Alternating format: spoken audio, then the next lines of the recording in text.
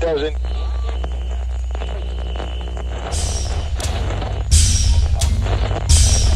Alive! It's alive! It's alive! This is Joe. I look out there, all of you wonderful guys, and I say to myself, what I wouldn't give to be 20 years younger and a woman. And this is Rich. Let me tell you of the days of my adventure. And together we present to you. These are the ABCs of me, baby. Why do you keep staring at me? The Motley!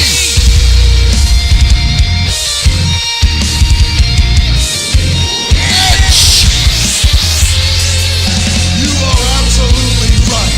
You do suck. Nothing's worse than having an itch you can never scratch. Right, you know what time it is. Tell them, Rich. We have made advances in the Joe and Rich monthly itch, haven't we, my friends? We've advanced from our February edition to March. Yes. We're talking about shit that's happened so far. Yes. Right, okay, let's before we even start, once again, shout out once again for the honour and pleasure of being part of the Independent Voice. Isn't that right, Joe? I love this website. I can't believe they still let us talk. Well, yeah, I can't believe you're talking like a fucking... what was that accent? Was it like, here, motherfucker, yeah? I don't know. I'm trying out different kind of voices because I'm just interested. Because I'm kind of bored with mine. I think I need to change it up. Yeah, and just confuse every fucking person. They think someone's come in. Or delights. Yeah, go on. Okay, let's quickly, before we actually go on to the actual main part, which is, you know, of course, speaking about the Independent Voice, but also, you know, getting on to the news stories. What voices are you going to use for tonight's episode, Joe? A variety, sir. Go on. Give me the kind of sample that our loving viewers or listeners are actually going to experience listening to us right this moment. Come on. I'm going to give the Nathan Explosion voice a go. Get some guttural death metal, brutal fucking vocals in there, because that's the type of shit we be talking about tonight, Rich. Right, I love my Metal Apocalypse, and Nathan Exposure. Nathan Exposure. That's more like it, you know. I have no idea. Yeah, but that was me singing in Nathan You just Explosion. sound like I just was talking in. What I can actually hear in the background when you actually done that voice, just you know the old the banjo's going in the background. You know, you're in around here now, boy. It's a creepy like Texan. Get your ugly ass and your white wine bottle out of my yard. Or you can come on my lap and we can sing some Southern classics. He's going to a bad Santa. A very bad Santa. You know something, but it's not bad Santa. I think Rob Zombie's right going to go, oh my god, that's new material for me. I'm going to write a new movie. Put that in my next movie. Yeah, hell motherfucking yeah. My Rob Zombie voice is much like my Nathan Explosion one, just a little less gruffer. Okay, Joe, it's time for the headlines. And in our headlines tonight, Rich, we have got an Alice in Chains Giraffe Tongue Orchestra related headline. Oh, we're going back to them. Yeah, we are. I think we covered this a couple So we're just doing an update? Yep, apparently they've got themselves a newer vocalist. Okay, I'm interested to find out what the fuck that's all about. But carry on. Alright, moving on. We've got joining yet another trip to Corey's Corner. We need a jingle, don't we, for Corey? Jingle balls. He's already done that. Anyway, carry on. Yep, we've got a few Corey headlines. Okay. Swimming about, we will get to them. Next up, we've got Deftones, Mr. Stephen Carpenter, the guitarist of said band. He's got a few choice words to say about their latest album. What is it, shit again? In his eyes, maybe. Coming up later tonight. Okay, I'm interested. Okay, carry on. Carrying on.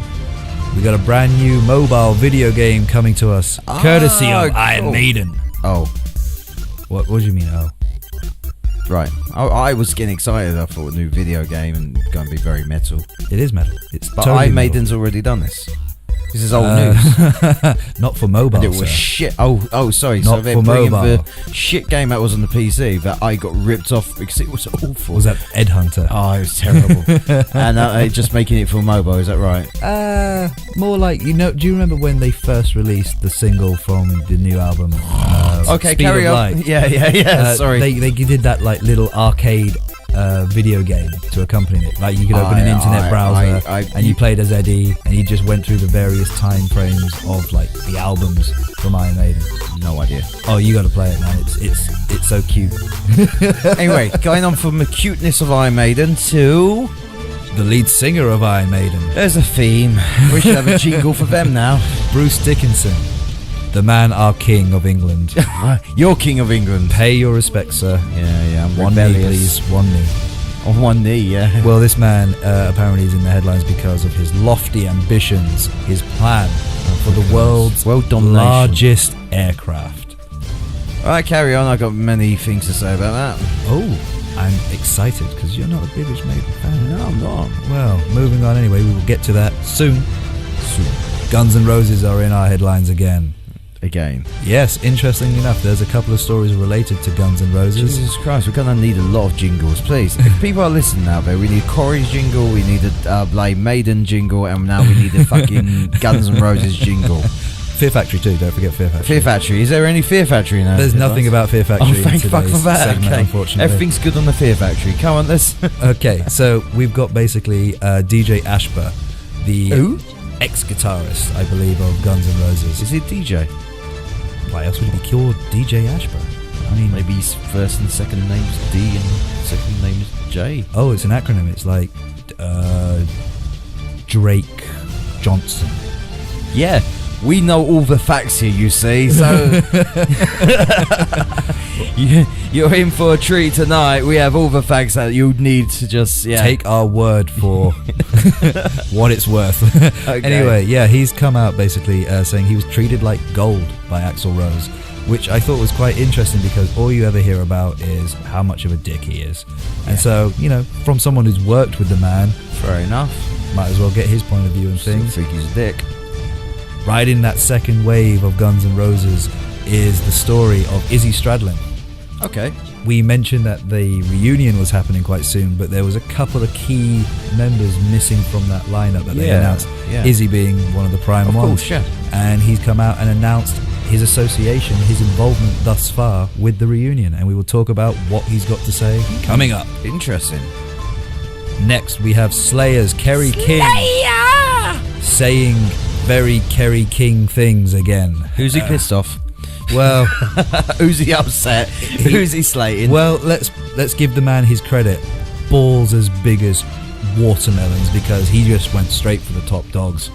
Iron Maiden and Metallica, in the eyes of Kerry King, are living on past success. Oh, I'm interested in that one. I got a few things to say Wow. about that. Yeah, that is quite interesting. Hey, we've got another story relating to Slayer. This time it's from the other guitarist, Gary Holt. Who's really an exorcist. Exorcist. Exorcist? He's an exorcist. Wow, Exodus. Slayer have really committed to their image. They call us a fucking exorcist. Oh, That's how dark Jesus. we are. Yeah, but they insert the actual demons into people. That's but no, yeah. I'll still see him as Exodus's guitarist. Hey, well, welcome him to Slayer as much as you welcome anyone who's trying to step Did into see the him shoes pretty of... recent, and I gotta say, Slayer were still almightily fine. It's, Fine. yeah. High praise indeed, sir. Right, of course. I'm not going to jump up for joy, but hey ho, it's what it is. So anyway, so what's he saying? Well, he's just made a comment about like online trolls and haters, basically. Bastards. The internet breeds all kinds of idiots. Char. That's pretty much what he's come out and said. Yeah. So it's like, well, welcome It's the to same to us. 2016, man. A few choice words we're going to I'm say. glad you finally got a smartphone and discovered Reddit. Yeah. The various other forums where people spew hatred. MySpace says. Anyway, what's coming up next? Well, we're going to ride on this internet theme about other people who have got an opinion on it. This time, We need an Anthrax jingle now. I swear they came up last segment too. Is this something to do with the jumpers? This is not Hanukkah related at all. This is to do with... Or can. Go back and listen to the previous episode, ladies and gentlemen. But Scott Ian has basically come out saying, if I had the option to make all the internet go away, I would choose that. Yeah. Actually, that was actually close to what he calls. Told you the voices are going to be coming out. Yeah, I'm looking forward to that one. I want you to do a whole fucking segment. I'll read the whole voice. article out in that voice. Right, okay. Yeah, it's intriguing, yeah. Yeah, well, I'm sticking around anyway. It's funny, Gary Holt has come out saying something about like online trolls and haters and stuff, and Anthrax wants the internet to go away. Yeah. The next story brings us to the rock giants, the juggernauts, Foo Fighters, and how they trolled the fucking planet. I've heard about this, with their video about, Dave's like going solo, man. Yeah. We might be like breaking up for good, you know. We need to make an announcement on social media about it. And then it's like April Fools, even though it's not April yet. This date was so good, I couldn't wait till April, man. I couldn't wait, man. It's a great idea. We were ribbing each other and we were like, yeah, we should try this, but let's do it now. It's not, you know, because why wait? You remember when we used to make fun and really hilarious videos? We thought, hey, why not try it again? You know? Yeah, you know, let's bring it back. Anyway, yeah, sorry, we're carrying on with that one. Well, but yeah. Funny you should mention bringing back, because our next and probably last story of tonight involves a man really reaching back and bringing up some old shit. Metallica. Same era, but different scene. This is going on in kind of more the glam heydays, you know, involving a couple of titans. Okay. One of them being Twisted Sister. God bless him. The other being Motley Crue.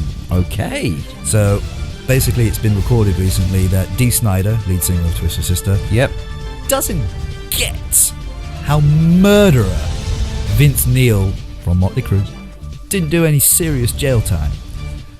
Okay. It's a hell of a quote, isn't it? Takes a minute to digest and understand what you just heard. I think that's going to be like a headliner. I think we carry on with the stories, and I think that is going to be because I'm intrigued, and I love Dean Snider. I think he's great, outspoken, and he's, to be honest, you know what he's done for the heavy metal music and genre and censorship and all that kind of stuff. God bless him, man. Absolutely. Hats off to the man. He's contributed immensely. And they're doing their final Twisted Sister tour, I believe, as well. So we talk about that in a bit. So that is your main headlines for this evening. So if any of that takes your fancy, stay along for the ride. Yeah, because we are going to start with our first story, which is the Giraffe Tongue Orchestra project, which we reported on last podcast, I believe. Yeah, I think it was a couple back. But it was a couple back, right? When we first brought that news to the ladies and gentlemen, we were talking about it being like a new supergroup, you know. And we spoke about how wasn't overly keen on supergroups. And there's been a couple successes like Night Flight Orchestra, guys from Arch Enemy and Soul. You've been researching, haven't you, now? No, I'm just really annoyed I didn't bring them up on the previous one when I couldn't think of any other supergroup other than Kill and Be Killed. I'm not being funny on our little conversations and all that. I think I kind of like I did get you from the side basically on that one. And so you've got a few secret favourite supergroups, are you? Is that what you're No, I just meant, you know, I think I took you a bit unaware. I think you weren't really with it because quickly name shit. Yeah. It's kind of like, right, okay, he might be too stoned, I might win his argument. I can take him. I can take him this time. But it's, you know, we're not going to go back into that conversation because we've done it.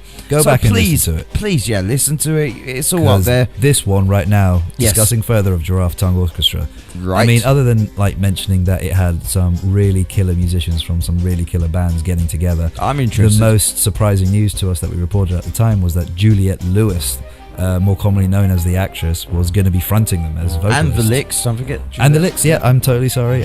Apologies. She's a musician. She is. So, she's a very versatile artiste. And so, now this story involves the fact that what? Duval is in. Alice in Chains. William Duval of Alice in Chains. Yeah, absolutely. He's got man. such a smooth voice. So good, man. I saw Sonisphere a few years ago when it was, I think it was the first round that they were coming around saying like, we're back now, we've got a new singer. Yeah. And I was like, right, okay, let's see, because I do Lane Staley, man. How do you step into those shoes? They're huge ones to actually fill, and I was there, and I wasn't dismissive. I was just there going, right, this guy better be something, because I've been waiting for his time for some, Yeah, Jerry can't carry this whole thing himself, man. No, and he went on, and I think it came to almost like the second song, and I was like, I'm sold, and I actually remember walking away going, I have to admit, I think he might have been better in certain ways. I know, but I've always been a big fan. Aye. And but the thing is, when the latter days of Alice in Chains, he was a fuckhead. And Lane or William? Lane. He got hooked onto his devices, and a lot of performances I've seen, and that MTV Unplugged one is harrowing to fucking watch. Yeah, you just see the man on the verge of death because of the amount of heroin he's been taking. Yeah, that was painful to watch. Didn't they even stop a song after a couple of bars? He just went fuck, and they had to start from scratch. He was just like, shit, man, this is as beautiful to listen and watch as it is upsetting to see. He was. He's it's one of those geniuses that we keep on mentioning, that basically we're on the road to self-destruction, and it's a shame we lose them young. But the thing is, going back to the mental health thing we said last week, it happens. It's when someone is so talented and got such a mind, sometimes their mind goes into darkness, and it's hard for him to actually get out there, and that's that was a story. But this guy was just, he had such a good voice. Soul was in there, and he brought something new to the vocals of Alice in Chains. I think, he still retained a lot of the essence of what Lane laid down. The foundations, the key hitting points. That album that went after, and also the Devil Put Dinosaurs Here as well. Oh yeah. That they were fantastic albums on themselves. If you take away the Alice in Chains name and just thrown in new band, you'd be like, impressed. Nice. So I'm up for it, and him doing this super group. Okay, as I said, I'm interested. Not overly sold on super groups, as I said last time, but I'll check him out. Yeah, and, I'm interested. And it's still early days. Is there any shows or anything on the horizon? Or I think they're just getting together and trying to put material together now. I mean, the founder of the band, Ben Weinman of Dillinger Escape Plan, in relation to Juliette Lewis's vocals. Yeah, he said she was never really the singer. She contributed material, being quoted as saying, she did some cool vocals on some of the Giraffe Tongue Orchestra stuff. Actually, William Duval from Alice in Chains is who is, going to be singing with us. Oh, good. So, I guess actually piques my interest a bit more. Someone tried to pop the story a bit too early. Yeah, nothing against Juliet, but I want to see what he does with other musicians around him.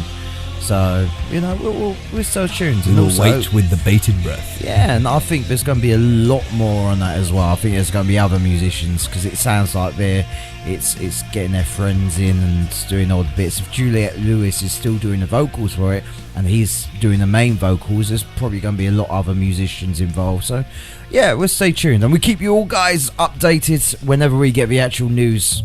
And to carry on updating you, moving on to our next story. It's Corey's Corner. Okay, ladies and gentlemen, boys and girls, it's sit time down, to sit gather back round, and just listen to the wise and wondrous words of Mr. Corey Taylor. Thank you. Corey, it's quite funny actually. The time of reporting this, he came out with quite a strange comment which got everyone kind of concerned. Okay. And unfortunately we didn't get a chance to report on it as it was being released and announced. I heard about this. There's been a subsequent news piece that's come out that's related to it. So I'm just going to jump in and say, at one point At one point. Corey said, I might step away from Slipknot at some point. Okay. Which, again, isn't great. I remember seeing this on Facebook and everyone was like, yeah, fuck off. Really? Like, yeah. There was a lot of haters. I think the problem is a lot of the haters that were actually overriding the people who were like disappointed. People who were generally upset weren't actually putting in their comments and going, oh man, Slipknot's gone. Everyone else was like, yeah, fuck him. Everyone's shit since the fucking 90s. Jesus, with the amount that he's reported on, you'd imagine that he'd be incredibly popular with the people. Though. Well, haters will be haters. Haters will be haters, and that's coming up later on in the show. Right, cool, okay. So anyway, Corey was doing an interview apparently on a BBC One radio rock show, and he got thrown the question, you ever get tired of touring?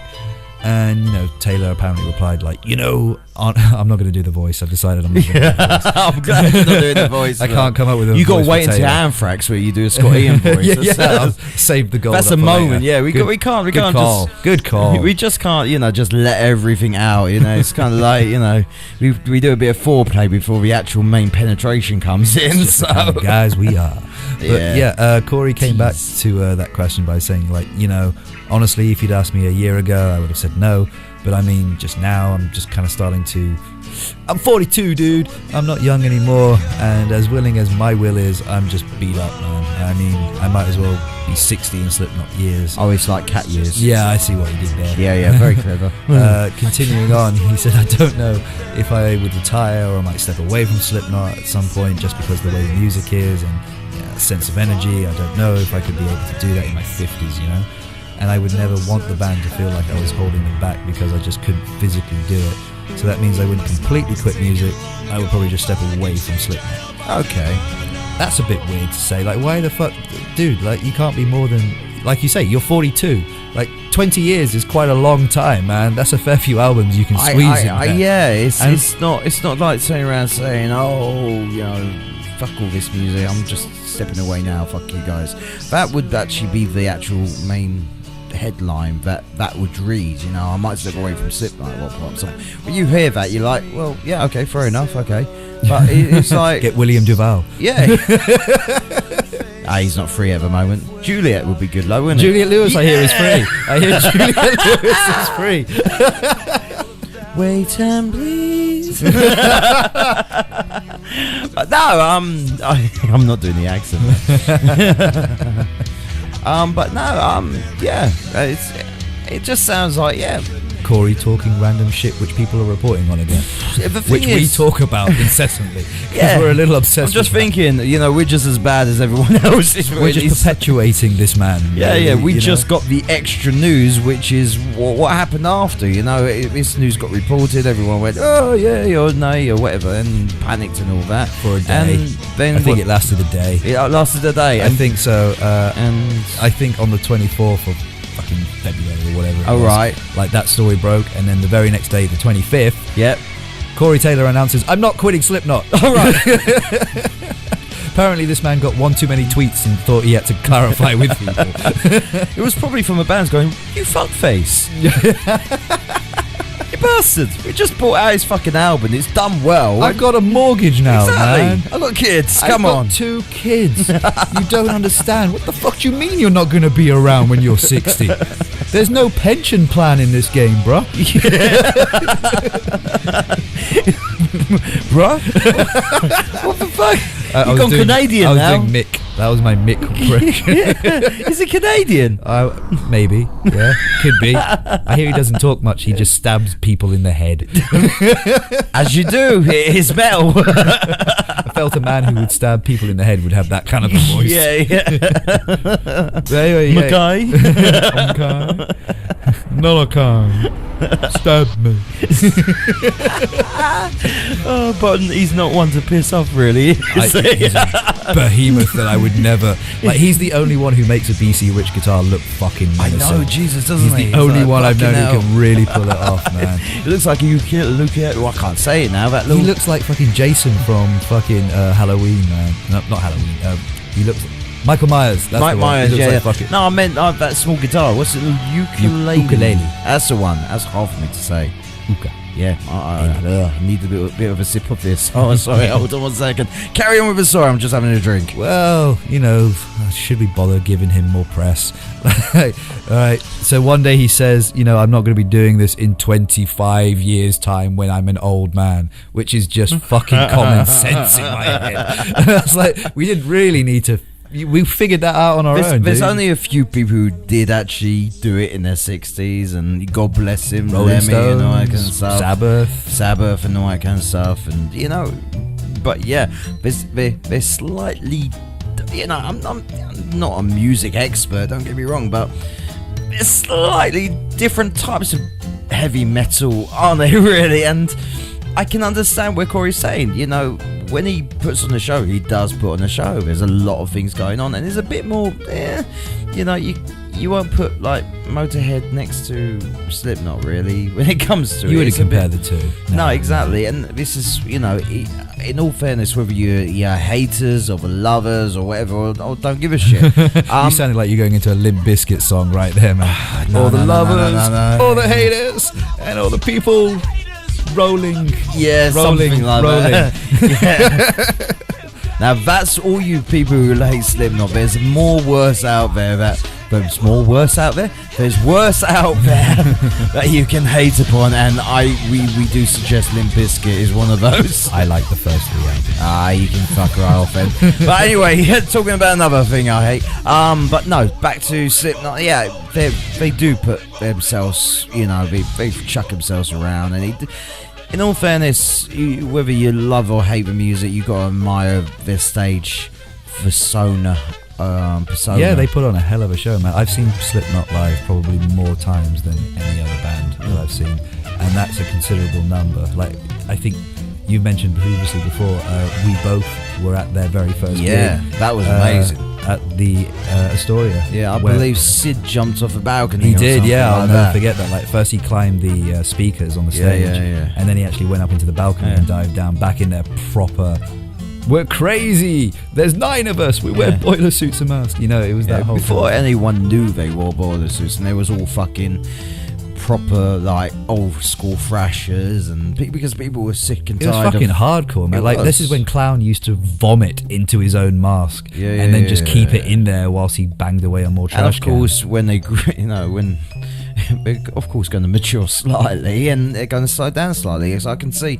Even from those years to now, they've slightly calmed it down. Yeah, it's gone from a manic craziness to a subdued creepiness. Yeah, that's pretty much how they've evolved. Yeah, and musically and image-wise, I'd say. I think so as well. Jesus Christ, the first one was fucking insane. I still love that first album, that first Slipknot album. The first gig and all that. I've got nothing against Slipknot, and I think, hey, to be honest, there's bands out there that people go fucking ape shit for, and they've not made a good album consecutively either, and it's the same. Iowa was good. I liked Iowa, not as much as the first one, but then nothing could. No, I'm just saying there's other bands. Other bands. All right, my bad. The same, heavy metal genre that basically their consistency's a lot worse than Slipknot. Slipknot at least made, even if you don't like some of the album, there is some standout tracks in most of the albums at least. Yeah, there's a couple of good gems in. And that's where you got to give credit to, where there's albums where people, especially the elitist metalers and all that, go, yeah, I'm a big fan of this band, and you're like, well, they haven't made good albums for the last 14 years or something. Naming no names. Yeah, I'm not naming any names. We're not haters, we're lovers here, honestly. But talking about it's talking about haters. The next story is interesting. Explain. Well, this is not weird. so much as involving hate. That's still a little while along the journey we're on tonight, my friend. Okay, fair enough. But from a kind of disgruntled employee angle, it's not going to make an employee of him. I'm busy, really. Well, especially it's weird. With this this promotion. is the weirdest PR campaign I've ever seen. Like, the last thing I thought a company would want when bringing out their brand new product is having it criticized by the very people who made it. Yeah. If this is a new method of marketing, you've lost. Yeah. I'm sorry. Already, whoever okayed a green lit this they need to have words. I think we need to explain to the listeners at home what the fuck's going on here. So explain, please. As we Joe. mentioned in our headline rundown, this is involving the guitarist Stephen Carpenter of Deftones. Okay. He's basically said he didn't want to play on their new album entitled Gore. It wasn't weird name for Deftones. They got White Pony. That's weird. Around White the Pony's fur. a bit, because I always find Deftones a bit more like light-headed, like fluffy type. Diamond Eyes. Yeah, see all those names, but going from like Diamond's Eyes to White Pony in any order, I'm not a big fan, as you can tell. To like Gore, I was expecting. Is it quite heavy then, or because I think they've only released one track, right? Okay. Triangles, I think it's called. Oh right. Okay. I liked it. Like it's a typical progression of what you kind of have come to expect from Deftones based off the last 3 albums. So the guitarist of Deftones is turning around and saying he didn't enjoy playing, or what's he actually saying about the his album? main beef with it, right, is he's kind of like in a mental mind state, right? He was just like, I'd like to do something. Shredded. Yeah, like I think he even mentioned the gent style, like Meshuggah's typical kind of. Oh wow! That'd be cool in a Deftones album. Yeah, totally, man. And he said he thinks the term gent gets a bad name, and he'd actually like to try branching out and trying out at least elements of that style. Okay. But the rest of the band were kind of like, have you not listened to what we've been doing recently for the last 8 years, if not a bit more? We're kind of going in this direction.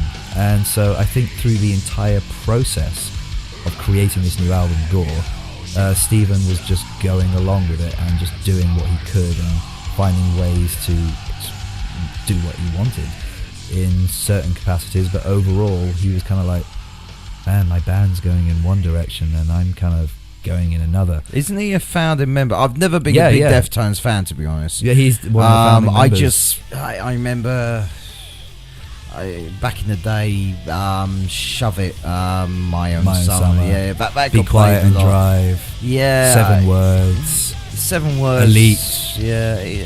In the House of Flies. Knife Party. I take it you're a bit of a fan. Rocket Skates. Because Sex Tape. I got lost on the first song. So, but I do know a lot of people who do like the Deftones, and they liked the way it was progressing in that kind of more melancholy. That's it. Thank you very much for completing my sentence. I had to say the Smashing Pumpkins album in my head in order to get there. But yeah, that kind of direction anyway, where it's a bit more, I don't know.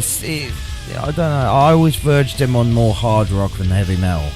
I think they definitely started off in that new wave of heavy metal. Oh yeah. When like Limp Bizkit's $3 Bill, Korn's Korn album. Yeah. But I can't see them doing like 7 Words being probably the heaviest song they've done. I can't see them doing it. It's the rawest song. Like that's what I like about Adrenaline, is that it was like a Russ Robinson produced album, like the guy who did Slipknot's first album, the guy who did like Limp Bizkit and Korn's first album. There was just that rawness, that raw production sound quality. It did sound different, I must admit. Yeah, I mean, their style was, I guess, kind of more heavy than definitely what it's progressed and evolved into. But maybe it's just because I really like Chino as a vocalist. I really enjoy how he's taken what he started with vocally wise and evolved it, and it's become the beauty that I personally find it to be nowadays. So when I listen to Stephen badmouth the new material they're doing, great marketing there, mate. Well, it definitely makes me raise an eyebrow, especially after listening to that track, where I was just like, it's good. I need obviously a couple more listens to probably become fully engrossed, and need the album to put it into context. I heard a bit of it because you played a bit of it earlier, and I just thought, Deftones.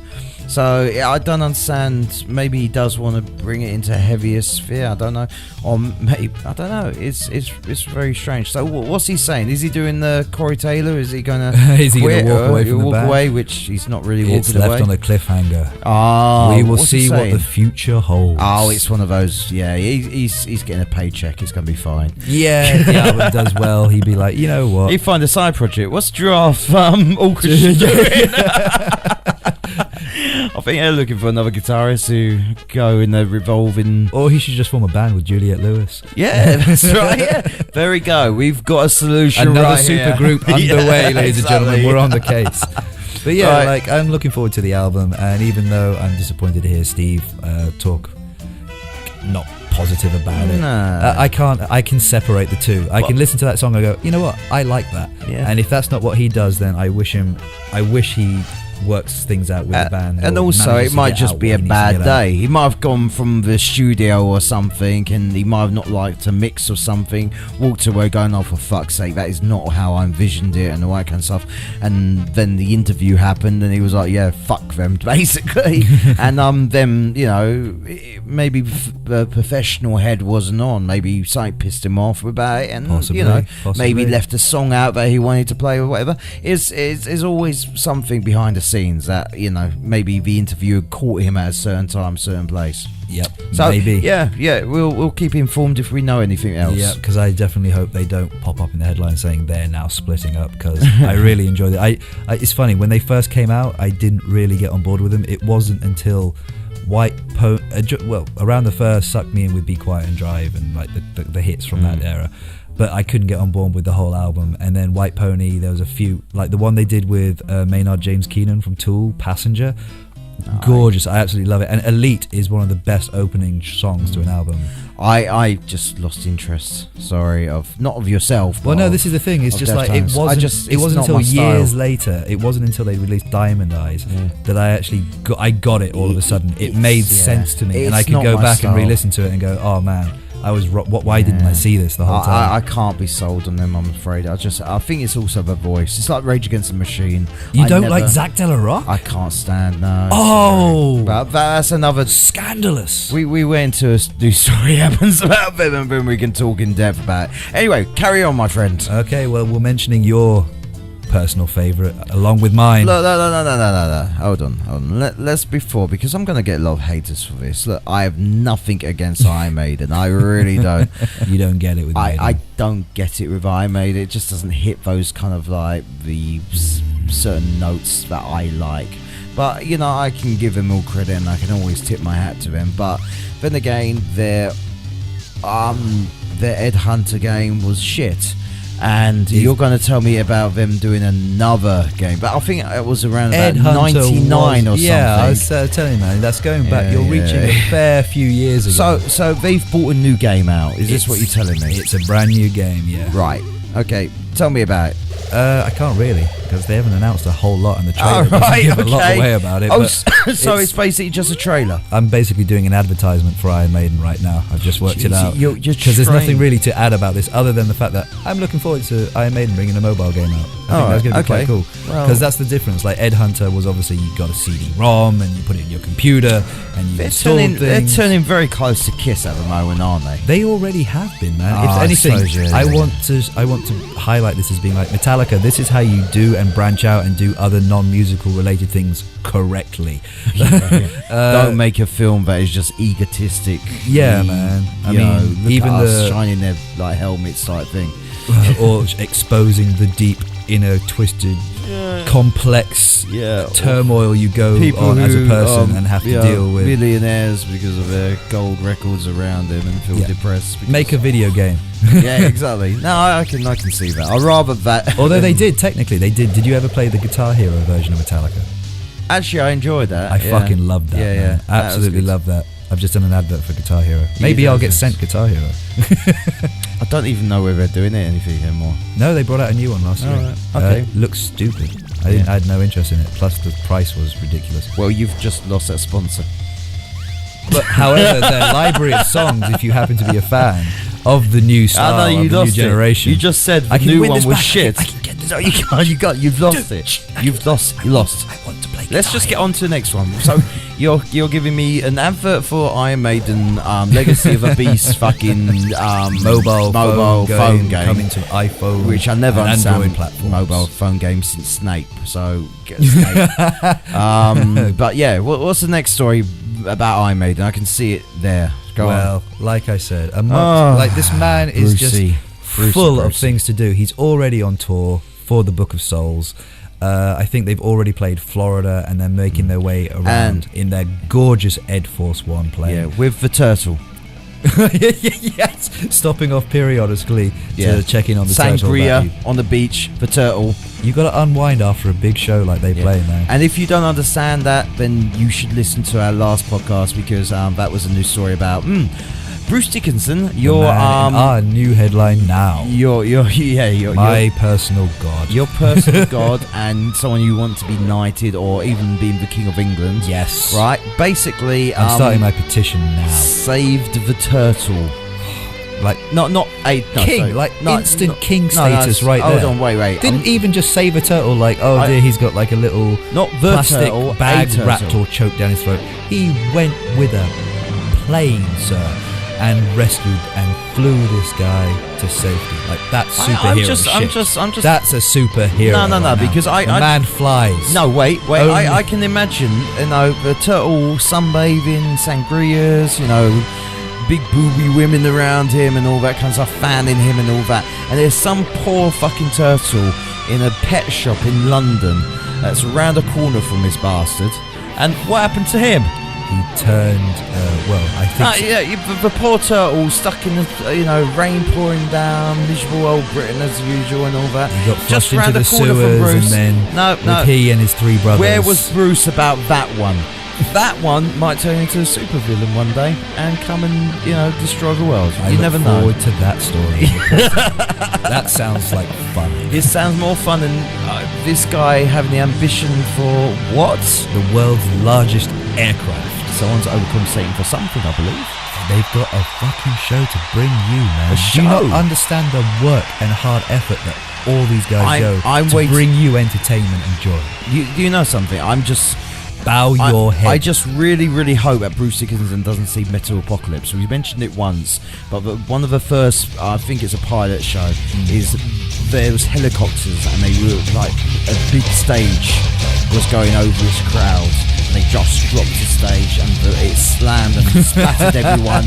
And the fucking drawbridge comes down and it splatters everyone. And it's Iron Maiden there with fucking Eddie doing fucking that is the fucking dream. Kills, genocides everyone, but everyone's like, yeah man, fucking awesome. It's like, I can imagine. He flew an RAF plane over Download, wasn't it, recently at their last performance? Yeah, it fucked up the sound of a band on the band's playing on and all that, and you just like, I made They were considerate because they're English gentlemen. Well, they were doing it through the changeover period. Exactly. No one was disturbed. Yeah, everything was great. I wouldn't mind it through Disturbed. Might make it sound fucking better. It's like,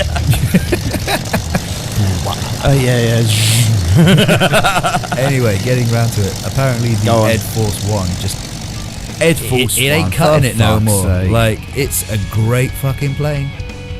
Done a lot for the band and the world, bringing joy, spreading it like Santa Claus's sled. But the amount of stuff that they're taking now, it's too heavy, bro. Just too heavy. The plane can't take it no more. Turtle's quite heavy, isn't it, with his shell and. Well, when he's not in the Ed costume. Well, you're expecting like Ed to, the Eddie's going to ride out on a massive turtle. That'd be brilliant, wouldn't it? I would watch that. Hack its head off. No. Oh, now you've got sympathy for a fucking turtle. I'm just thinking the turtle's got a better life than I have. And it gets flown around and Joe, chains. The biggest Iron Maiden fan you are, the turtle actually has met your hero before you. I've met Adrian Smith though. Have I told you that? No, I'm not really interested though. I don't think. You want to say it, don't you? I met him in Costco in Watford. I bet you were a little fanboy behind him, weren't you? I turned into a screaming Japanese schoolgirl. Yeah! I would have walked away from me. Like, the man is so cool, he took it and just shook my hand. He took it? Yeah. He had no choice. I was shooting it from all fucking orifices. Maiden. It's seriously, I must have been creeping him the fuck out. Really? Because there are like lots of aisles. So what did he buy? Pepsi and Coke. Like fuckloads of 2-litre bottles. Full fat Pepsi or? Full fat. Fucking fat bastard. Hey, you can enjoy the lifestyle when you've accomplished as much as he has. Yeah, and diabetes. If Bruce can beat cancer, Adrian Smith can beat fucking diabetes. But no, man, I must have, because like what happens in Costco, in case you haven't been there, Stays in Costco. they've got loads of checkouts in a long line. I know how a supermarket works, by the way. All right. I'm just setting a fucking scene. But the difference is unlike Tesco or Sainsbury's or whatever, at Costco you've got a membership card with your name on it. Yes. And you have to have that scanned before you can proceed with shopping and buying what you need. So when they... You didn't nick his card, did you? No, but I tried to sneak a peek at it to see if I could see if it was actually him. Because he was just standing there like fucking so nonchalant and like, I'm not one of the greatest rock stars in the fucking world. And he was wearing like the Well, typical... he wouldn't be if he's in costume. Yeah, you're a normal schmo when you're in fucking line at the Costco. At least not in Aldi's. But no, this was literally the 23rd of December. I forget the year, but he was buying last Jesus minute things Christ, for you're Christmas. such a fanboy. I will never forget it. You man. remember the fucking day. I do, because we got burgled that night when we returned. Oh, that's right. So, yeah, we met Adrian Smith and returned home to find my Nintendo Wii missing. Maybe it was Adrian Smith actually as a diversion. He was the diversion. And then, you know... Yeah. Should have seen it coming. Those Ninja Turtles came in and fucking stole it. That's what he's doing. He's starting an army. That's what Brucey's doing. He's not getting the biggest... he's breeding mutant Ninja Turtles. Exactly. He's saving all his turtles, putting them on a small island in Spain somewhere or whatever. And he's like, See, now it's just adding one more thing to his polymathery. It's now polymathery. It's now a mad scientist. So now Bruce is surreptitiously moving the odd fucking animal to this mysterious Dr. Zhivago island. Yeah, and he talks to the turtles, you know. Mutates them into these. It's Planet of the Apes, man. It's just it's Jurassic Park and Planet of the Apes. Yeah, exactly. Well, the thing is, they're gonna be an army, and if they're an army, they're not gonna go with you because you probably joined the army of the turtles. I'd want to be mutated straight away. Exactly. I'm a human. I can use the speech, the common tongue we all share to translate. Can I have a choice of what animal I get spliced with? I don't know what I would go for. What would you go for? What animal? Straight off that, I don't know. Maybe straight away I want to do something stupid like a sloth or something crazy like a rhino. Maybe a possum. Possum. Yeah, Come on, possum. Yeah, come here, baby. Or baby pig. Little baby pig. Oh, you sweetheart. No, I just can imagine you doing your silly voices with like the voice of babe. Through babe, yeah. Right, yeah. Anyway, No, yes. my luck, yeah, I'd just come out with just a snout, just a pig face. Well, you haven't already. No, sorry. No, you beautiful. You really are. But anyway, yeah, so away from Iron Maiden's big ego lacking for maybe other things, We've got Guns N' Roses coming our way. talking about mental health You'd have to and be issues mental of to work ego. within this camp, indeed. Jesus Christ. Okay, so Well, it's kind of following up a little bit on that story we reported about on the last episode, or no, maybe one before. Either way, go check them out. Yeah, it's when we it's all on there. the announcement for the Guns N' Roses reunion tour. yeah, and we went in great length for saying how we felt about it, and to be honest, I think the conclusion was we don't give a shit. That's exactly it.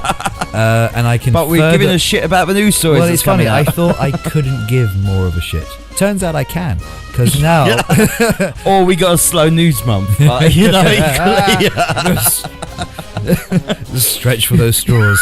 exactly. We spoke about Corey talking bollocks. Yeah, Right? yeah. Deftone guitarist not liking it, and Iron Maiden getting the bigger plane. So far, It's an exciting month in the world of metal rock. but at and least no punk. one's died.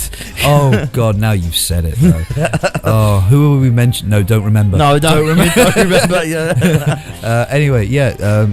One of our main reasons for not giving a shit about this reunion was because, like, it was 3 of the original members, Duff, Axl, and Slash, that were getting together, and amongst Matt Sorum, Steven Adler, one of the other main names coming about was Where's Izzy Stradlin, and he's apparently tweeted.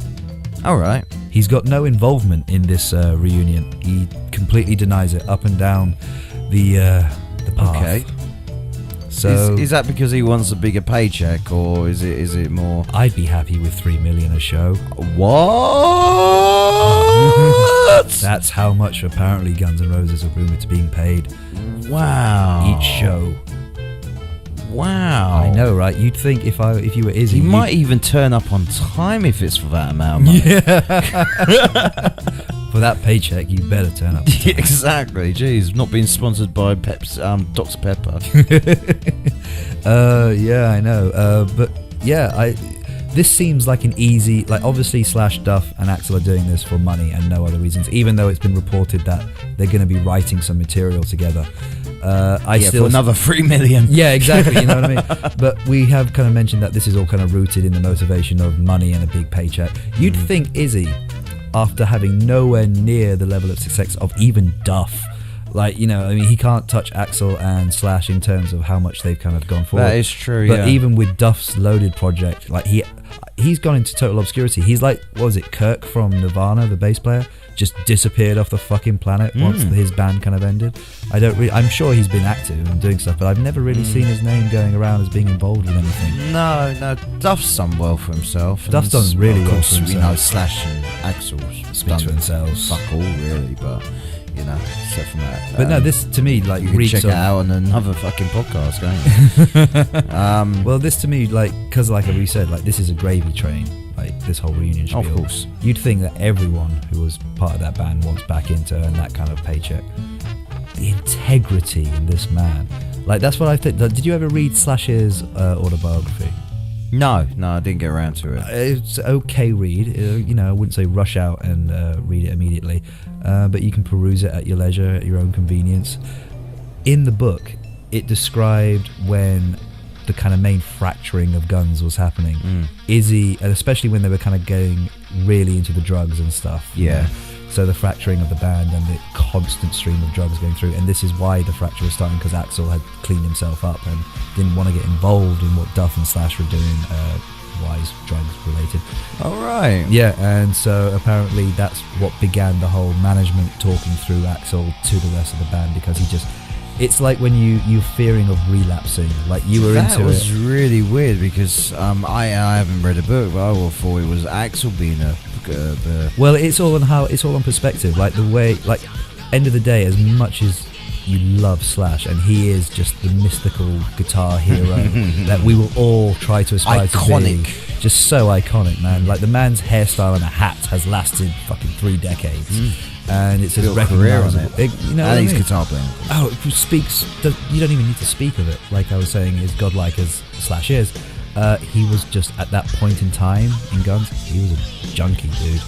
Like, he's made stories about it. He's told, and you know, 1,000,000 times over that he was not the best of a human being back then. And Axl wanted nothing to do with it, because he was at one point involved in that whole scene and he didn't want to relapse. And Izzy is exactly the same, but to an even stronger degree, where I think in the book Slash described there was a rehearsal where he all turned up at the studio to go over stuff, and they just managed to coax Izzy to coming back, because he really, for a long period of time, as if they turned his back on them. And once he turned up to rehearsal, he saw a line of coke or something, just one little strip of it or something, picked up his guitar and left right there and then. Right, wow. Wanted absolutely nothing to do with that. It's like, there's a whole fucking history with Guns, man. Yeah. And so, like, for me... Actually, that's maybe interesting into reading Slash's book, because, you know, I don't know why, maybe it's just because I've heard a lot of things about Axl, and I've heard he's a bit of a dickhead and all that. Slash goes really easy on him. Like, he does not paint Axl in a bad light. He just tells it how it is. Yeah. Well, okay, so he's not coming back. He's denying involvement with the Guns N' Roses. Yep. Apparently it's, you know, hey, not doing it. Fair enough. What more do you want to say? So, kind of picking up on the other story we have related to Guns, kind of following on from how maybe you perceive Axl to be different to maybe what you thought this whole time. The ex-guitarist of the the reinvigorated new Guns N' Roses. Oh yeah. Guitarist DJ Ashba. Tribute to Guns N' Roses. This man says that he was treated like gold by Axl Rose. which, you know, I think is kind of a nice counterpoint. Of course, if you're on a part-time rota where you turn up about half an hour late from his own gig, you know, he doesn't have to work as hard, does he? We don't know what goes on in that camp. No, that's true. As from what the rumours I've heard, Axl is turning into a prince, where he's just got a fucking vault full of music. He's more like a fucking king with a vault full of gold. He's like that fucking what's that fucking DuckTales type thing, isn't it? Like Scrooge. Like Scrooge. His vault. I full can of imagine, gold you know, coins. now he's started this, you know, Guns N' Roses revamp and all that. He opens his vault and he's like diving through gold Just bars, starts and all swimming that in kind of stuff. cash. Exactly, you know. So yeah, if he's gonna be a prince, he's more like a king at the moment, especially with his Guns N' Roses.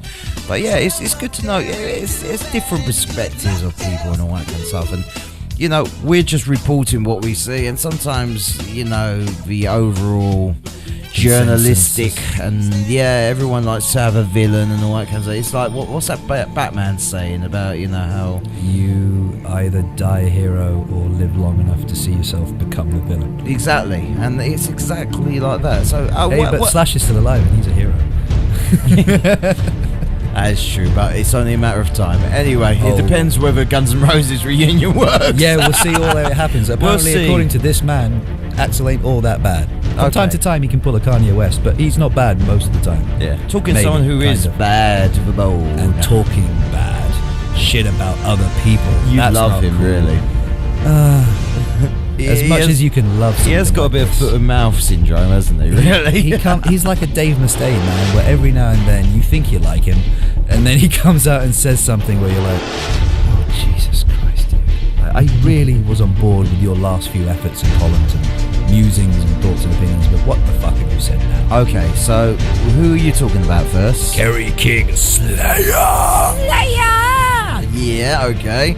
And what's he said? He said Iron Maiden and Metallica are living on past successes. Right. Okay. Let that just sink in for a while. Just let it swirl around in the brain. The man in Slayer says that Metallica and Iron Maiden are relying on their previous successes. Raining Blood. No, Raining Blood, yeah, you got the Angel of Death, but also you have got South of Heaven. Well, no, yeah, we're going up the albums, and you got Disciple, that was, and Disciple was good, I enjoyed Disciple. That was the last one I Blood, enjoyed. No, that's God Hates Us All, wasn't it? That Disciple was a track off the album God Hates Us All. Yeah, that was probably, and they've done some other half decent songs. That sound exactly like Slayer.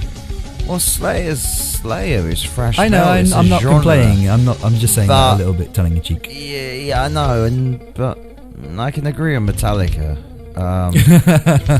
You know, we mentioned and we spoke it at length at the last podcast, which you can download.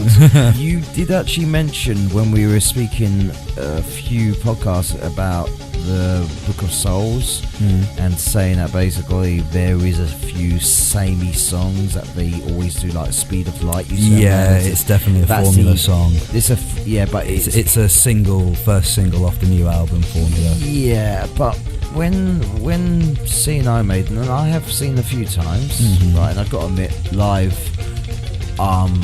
if I saw him live yesterday, I might be turning around probably and saying, oh, Iron Maiden are fucking great, because there is something about seeing an Iron Maiden gig that just instantly changes you. Yeah, they are a fantastic band live, but the thing is, the last time I saw them, they do the classics, and the classics do overshadow a lot of the new material. That's only because of the amount of weight attached to those classics. Like the new songs that they're playing and rocking out stadiums to, the new material which they constantly go out, write and then tour for a year minimum, in the amount of time that passes that for Run to the Hills and Running Free and Hallowed Be Thy Name and Number of the Beast, as soon as these newer songs have reached that level of kind of old-timiness, like some years have passed, you're going to revere them in exactly the same way. I can already tell you classics that are up there with the originals from Brave New World album onwards. Oh yeah, all the albums that Wicker Man was one of them. Wicker Man's great. 8. That was the last one I can remember, really. But as I said, the thing is, I wasn't gonna say that he's right in this one because I went to a gig. It must be about 5 years ago, and it was the Rain in Blood tour. When they done As Much As It Hurt in the mosh pit. Fucking hell, it was awesome in the mosh pit because it was one of those concerts that I was in the mosh pit from the beginning, and you knew the album from back to back because they played it in the entirety. And by probably 3/4 way through, I was begging them to stop because it was just like, I can't cope with this, I'm too old. And it starts again. Our dehydration was beyond there. I just was like coming out there, and then, you know, but then again, we can say the same, like Fear Factory's just done a demanufacturers. And the thing is, there's good albums and there are good albums, and saying they're living on their past merits. Well, Iron Maiden brought out a new album, and as I said, and it stormed the charts and it's critically praised. Yeah, and Slayer released their album and was met with a lukewarm response. Yeah, but there was a lot of Slayer fans that says we prefer what you were doing before. And when I heard the latest album, I am a bit undecided still about the new album, and I'm a big Slayer fan. But the thing is, they did actually, the sound quality did go back to the old style, and it's just something that didn't click with me. Probably haven't heard it enough. But was it just a really rough production though? Yeah, and it's kind of I think the problem is when bands get to a certain stage of their career and status, I think it's just, you know, every band's got a certain sound, especially these, you know, you get the classic four, you know, the four titans of, like, you're talking the big four. The big four, Thrash, you know. Metallica, Anthrax, Megadeth, Slayer. Exactly. But the thing is, like, Anthrax has got a new album now, which is actually very, very good. I've still got to check that out. But it's Anthrax. And Slayer's gonna be Slayer. Metallica, they never know what Metallica's gonna be. But the thing is, in all fairness, what we said, we may be haters of some of the more modern stuff, but we could, you know, I think we had a true respect of at least they are trying new things. And, you know, we even agree that Load and Reload was a great hard rock album. It's just not what we envisioned of Metallica. So no, of course. You know, the thing is, you got your fans, you got your elitists, and you got people who, but if Slayer came and done, you know, not a Slayer album, well, they did. They done that tribute album, to the greatest song in the world. No, it's not a tribute album, sorry. It's that covers album. Okay. And they done, like, you know, Iggy Pop songs and all that kind of stuff. But it was a cover album, and that was probably the most different album out of their whole back catalogue. And so the thing is, sometimes I feel that Kerry King, I like the way he is outspoken and the character he is, but man, you just gotta back it up, man, with some kind of, like, you know, Kettle Black type scenario. Yeah, you're gonna make a bold ass statement about two of the biggest titans in metal ever. Yeah, you better be able to back up your words. And I don't know, man. You can't say you can. Okay, Maiden. Yeah, you know, there is a thing saying, yeah, the bass player is like the old Gallop type sound and all that. That's the style of playing he does. But Metallica, you can't actually say those words and say they're living off past things, because they do try and. Yeah, but that's the thing. Like, it's the new stuff. I don't even know how to phrase it, because I want to say that it's not drawing anyone in, but it must be in some way. But I don't deny that it as a brand. But though, I can't deny the fact that once you discover it, or you start to become, as a new follower, inquisitive of what the past brought, and you discover those first few albums, and then you're just like, fuck, okay, like this shit is gold, you know. So I'll continue to see them live, and that's. Live, when was the last time you saw them do a Saint Anger track, or more than two off of Death Magnetic, anything off of Lulu? When was the last, like, the last two great songs Lulu, I think Metallica wrote, like, truly great, were the two ones that they were on the S&M album, the No Leaf Clover and Minus Human. Yeah. And I've never seen them ever appear on a set list when checking out when they were playing live. I don't know. Then again, if they miss out, if they miss out the classics, and there'll be riots. Could you imagine going to a Metallica show and not hearing Master of But then Puppets? again, Kerry King's saying about this, Slayer, if they leave either How Angel dare of Death you leave or without Angel of Death and Raining Blood in there, post-mortem, and there's staples and with Maiden as well. You better play Run to the Hills, you better play Number of the Beast, you better play The Trooper. You can play new tracks into your set and you can integrate that's it the in thing, there, Maiden go out but there and there's tour, got to then be certain ones, and if you're not, I've been walking away from gigs many times and I didn't play that song. How comes they didn't play that song? That's my favourite song. And it's just like, well, I've heard it a million times, but this is my 8th time seeing this band. They're the first time and they're disappointed because it's the first time they've seen the band and they haven't heard the classics of Raining Blood or Angel of Death or Master of Puppets or Maiden, Run to Hills or Can I Play with Madness or something like that. It's look, Fear of the Dark. Yeah, I just don't understand where he's coming from. I think he's just doing the old shock value thing. I think Slayer hasn't had as much press as he probably likes, so let's skip it on to the next track. Which is strange, you should say, because Gary Holt from Slayer has also come out saying the internet breeds all kinds of idiots, which I'm not personally taking as a massive revelation. I'm just happy that he's finally found modern technology and has done some investigation and found that most people on the internet are bastards. Yeah, it's not really a hot news story, is it? It's not, but it's interesting to see how out of touch the man is, really. Yeah, either that or he's heard our podcast.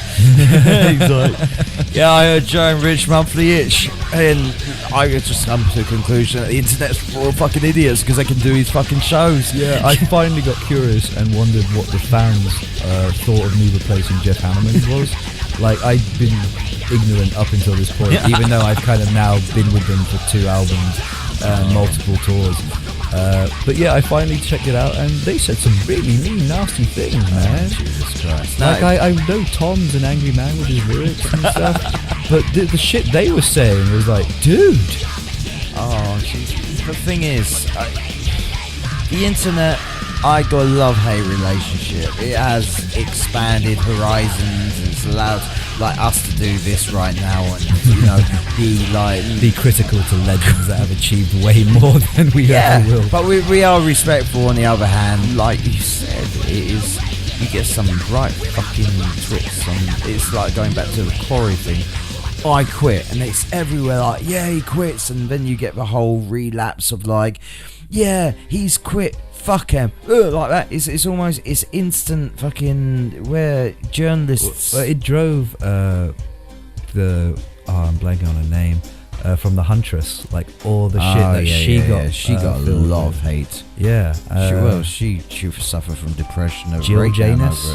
Yeah. Janus of the Huntress. Yeah, had a really big problem with online people, and you saw what it did to her. I mean, obviously Gary looks Destroyed like her. He's made of a bit tougher metal. But even still, man, people are human and this shit gets to you. And I guess he's kind of that age, little maybe out of touch with what goes on and how you're meant to interpret and digest these hateful racial comments. And then again, look, I love Exodus, right? But they did once quote that standing on stage and said all the posers must die and all that kind of stuff on stage, and yeah, they haven't been good boys. They have actually incited riots, and they've commented on when that war between thrash and glam came to the Bay Area and all that kind of stuff. Yeah. I think the problem is where that was. People just talk amongst themselves and divulge that kind of information. Now it's present and in your face, and that is sometimes hard to actually get away with. Trolls. The way that it's so personal as well, where it's in your pocket, it's on your phone. You can literally just get absorbed into it you hear and fall into that world and just let it consume you. And I see it all the time. You just look down in Facebook and all that kind of stuff, and everyone's got an opinion about something, and everything's out on open. And if your opinion is different from another person's opinion, then you go, well, fuck that opinion, and no, fuck you, and fuck. It's the beauty of anonymity, isn't it? You can just say whatever you like behind because these people, a lot of them, you know, especially the more extremists out of everyone, is they won't come to your face and say it, because what would happen if someone said half the shit that they put down on that Facebook or that fucking website? Exactly. They give a knock the fuck out, and if they... it's like a friend of mine said to me one time when we were driving, he's just like, I don't get people who flip you off whilst you're driving. Like, if you get cut up or something, you're just like, if we were walking on the street and we bumped shoulders against each other or something, you wouldn't turn around and do that to the person you just bumped into.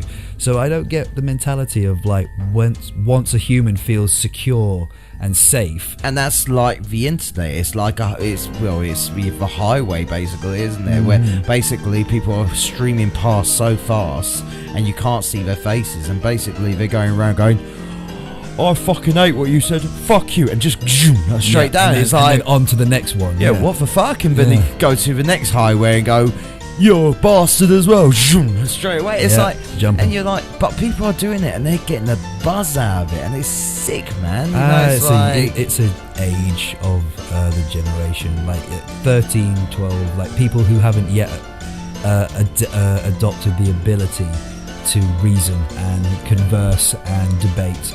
This is just when you just get the random kind of Nathanderol mentality of ooga booga hate, boom, you know, you bad dick. You don't agree with me, I'm not going to argue, and I'm not going to have constructive criticism, or I'm not going to actually have have a conversation and, maybe agree to, having a debate about something. I'm just going to say, you're wrong, you're a cunt, fuck you. It's just a spew of hate and fucking slurs. So yeah, I feel bad for Mr. Gary Holt of Slayer, and I hope he's able to get past it, because, there's some cool people out there. Yeah, like us. Actually,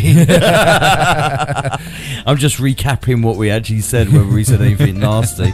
We'll try and keep it cleaner for this next story. The thing is, this is a conversation. This is our opinions. We've always stated that is just what it is. Two idiots and dumb thoughts. Exactly. And if you've got your opinion, please just let us know, and debate us. Yeah. Reason with these debate. Don't hate. Just fucking debate. I like that. You should coin that as a t-shirt. Yeah, it is quite good. Isn't Don't hate. Debate. Yay. Anyway, carry on. What's the next one? We're following on this internet highway of ours, journeying on to our next story involving Scott Ian of Anthrax. Ooh. This time not causing a fuss about holiday sweaters. But as I kind of brought up in the headline rundown, he just wants to make all the internet go away. Okay? Like, that'd be really nice. What? That'd be like really nice of you guys. You could just all make the internet go away. You know something? I forgot you were doing this fucking impression as well. I just thought something went wrong with your voice. I just thought, oh shit, he's broken. Yeah. Jeez, I think we better cut this out, because he's sounding pretty retarded. This is Scott Ian, sir, I'll have you know. No, it's not Scott Ian. Should I tell you my Scott Ian story? Should I just throw that one in there quickly? Alright, I was coming back from Germany after having played a show, and we were waiting at the Calais port to come back to Dover, and it just so happened that we were travelling back coinciding when the Download or Sonosphere Festival was happening, and it was late in the evening, early morning hours, and we're standing in this queue for immigration to show the passports we can board the ferry.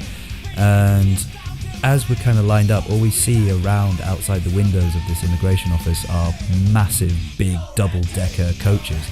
And we're just like, fuck, man, like, what's going on? Not realising at the time that the festival was soon to be kicking off the next day in the morning. And as we're waiting there, who should walk through the door? Because it's empty, like, it's so early in the morning, we're literally the only ones in this fucking queue, which is why I'm curious as to why I was waiting around for as long as I was. Because eventually, through the doors, walk Charlie and Scott of fucking Anthrax. And was this another stalking type story where you follow into like no stalking was involved in here. They joined the queue. They're very normal dudes. And it was so surreal for me, being a fan of theirs, to suddenly be standing next to them. But I'm so awestruck right now, not wanting to like bother them because it's so early in the morning. They must be irritable that they got to go through the shit that we're going through. I'm not happy to be doing this. I don't want some random stranger just approaching me going. So I'm keeping quiet and I'm trying desperately to contain composure because there's a fucking couple of legends just standing right next to me. When our drummer, his girlfriend at the time, who wasn't really a metalhead, like knew a couple of things but wasn't heavily into the scene, she saw all of us in the band kind of like just staring massive bug-eyed at each other but not saying a word, not moving a muscle, because we're all just like, what do we do? That's fucking Anthrax. Do we say something? We should say something. We love Anthrax, but then maybe they don't want to be bothered. Maybe we shouldn't do it. Maybe we'll come across like dicks. We don't want to be dicks to Anthrax. What should we do? Whilst all of this is going on internally between the three guys, the girlfriend just casually kind of like looking at us, obviously wondering, what the fuck's these guys' problem? Turned to the guy who was, I guess, who she pegged was the reason for why we were in the state, and just went, do you happen to be in a band? No. She asked Scott Ian's face. No, it's like asking just Slash. I couldn't believe the cojones on this chick. It was the best thing I'd ever heard and seen ever. Did all your heads go? Yes. We're all just like, I can't believe that just happened. Look at the floor. No effing You got way. all these like band in front of you with long hair and metal t-shirts and leather jackets, and you got, you're in a band. Which one? Are you famous? I know you from somewhere. Dude, like, seriously, could not fucking believe that. I bet you're thinking Scott Ian was a fucking class actor. Like, he just took it. He was just like, yeah. And that was the end of that. Oh, really? I then got called to the cubicle from the queue so I could get my passport seen to. And you ran. I'm not with her. Yeah. I know who you are. I love you, Scotty. Whispering into the passport control pipe. She's an immigrant. Yeah. Fake passport, dude. Fake passport. Get her out. Do not allow her to board the boat. None of us will make it back to England. She doesn't know who Scotty Ian is. Get her off. She's not one of us. But no, man. Leading normal people. Trying to get back to our story. Yes. Sorry for the story detour, but like, I don't know. It seems like he's got a shitload to say, man. And apparently Adele's one of the reasons for it. What? Yeah. He's got like a video where you can see completely what he's talking about in more depth, but to kind of skim over it from a few of the choice things extracted from that little video, he's quoted as saying the Adele phenomena isn't like some great wake-up call for the record labels. Well, it is a wake-up call in a sense to show the companies that they shouldn't be so short-sighted and they're going for the quick kind of cash-in, I think, on this record. But there are people out there who will buy something of quality. Continuing on to say that in a very, very small way, metal bands like us, Iron Maiden, he's referring to Iron Maiden and Slayer and AC/DC as small, very, very small. Wow. Shit, did Adele's record sell that big? Oh man, because that's like depressing to think that two of our biggest titans in metal got outsold by Adele. Like, I like Adele.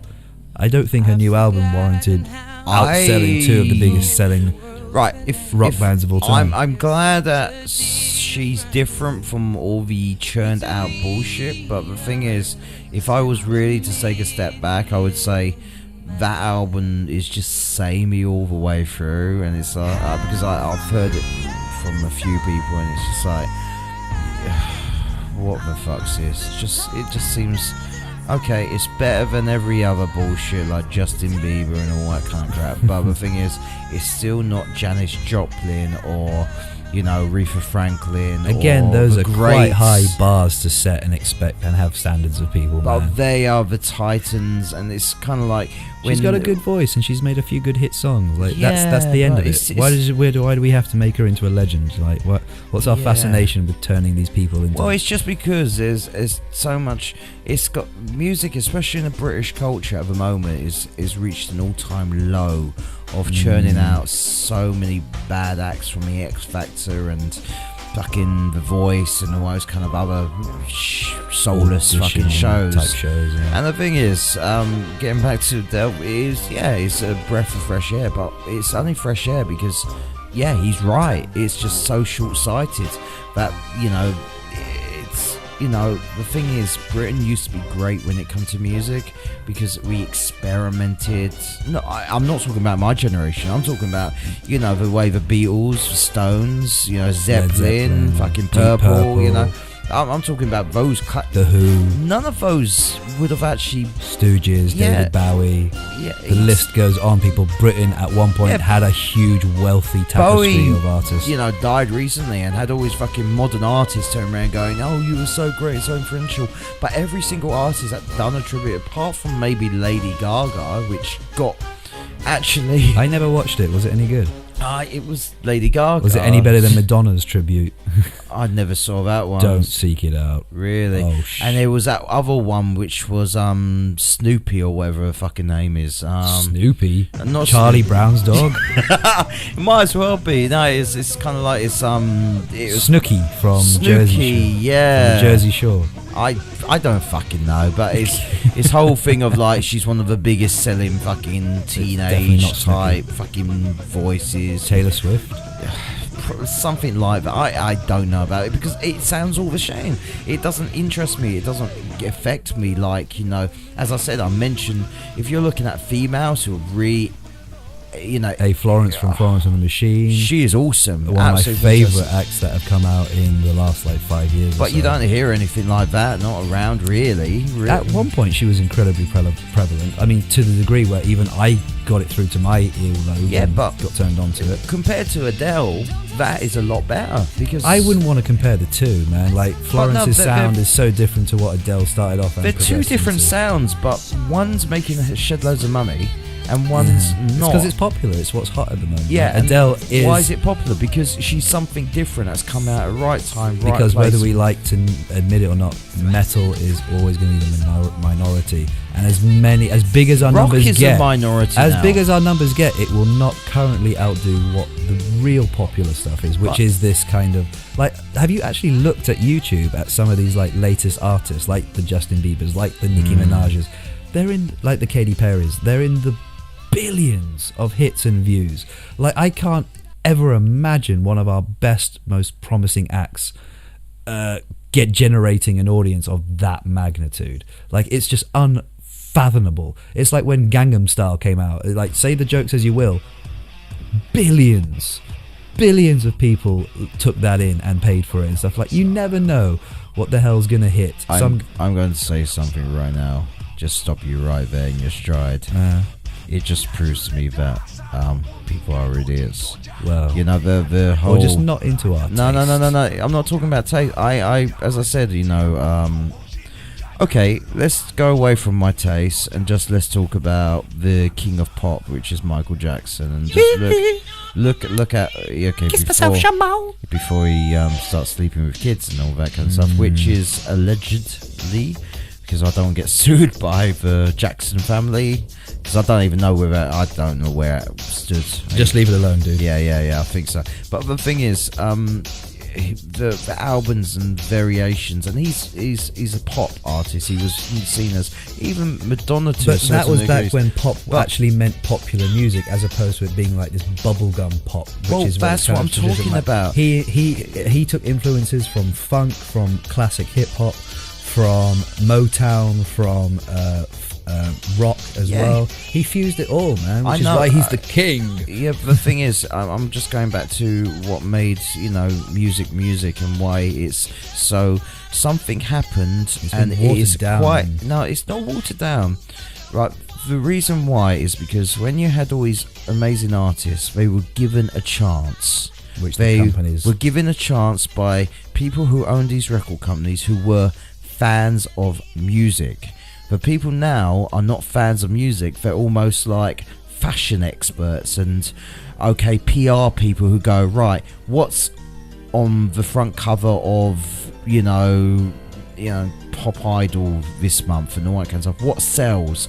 If that sells, then we can get carbon copies. And what we do is that we put proper, well, not proper music, well, it is musicians to write the music for them. They can sing with they just got to look good. Actually, they don't even need to sing because we can fix that in post production. We can bung them on stage, If it's like a hip hop, they can have some bouncy butts in a foreground, and if it's pop, then he can have a 6-pack and the shirt off and do all that kind of stuff. If it's this, if it's a woman, she's got to be like a certain type of slenderness, and she's got to be showing half a fucking cleavage and some of a fanny or whatever. It's typically that's what sells, that what does that, and there's no music lovers anymore. And it's funny, to succeed in the music industry, you don't need to know anything or have music. Like, you just need to be that's why these X Factors are great, and I'm saying great as in for the music thing. I'm not saying they're great. I can't stand the fucking programs. But what I'm saying is, it's great for all these people who are up in their high offices going, right, we can start a show, they can get voted, we can get money funded by these, and Simon Cowell can go, right, okay, Christmas #1, okay, who was it this year? So and so. Yep, okay, we'll just put that in the charts, get to #1. That money and bank that money in the back pocket. That person gets 2%, and you won't hear them next year. Moving on to the next batch. Exactly, and refresh. It's F5. Kind of, it's like a factory process where these bands, they worked hard, they gigged hard, and all that kind of stuff. From the Beatles to Stones to Led Zeppelin. Black Sabbath were hated for so long, but they worked hard and they built a following. And then someone gave them a chance. You never get that nowadays. You won't get given a chance. And that's why you got the Spotify and all that kind of stuff, and Pandora was one of their ones. And funny you should mention that's actually amongst getting back to our story. All right, sorry. What Scott Ian brought up, because I think the guy just had just a lot to say about how the modern era compared to the old way of which he kind of like made his nut out of. Has changed and evolved into, and he's trying to bring light and make sense at the same time over how best to navigate this weird market that the music industry finds itself in now. He was saying that music doesn't have the same value in people's minds on this planet as it did 10 years ago, 20 years ago. The commodity of music is worth less these days. Albums couldn't be cheaper. You could buy a brand new album, let's say on iTunes, or check it out on Spotify, Pandora, and you could go buy a brand new CD for $10. I mean, it wasn't that long ago where you could, let's say, go to a Virgin Megastore, which used to be everywhere. Albums back then in the States, a brand new CD would cost you at least $17. That's not even including the gas to get to the place where you're buying the album. Now you can just sit at home and pay $10, and it's never been cheaper, and people still have a problem with that apparently, because they'd rather steal it or stream it.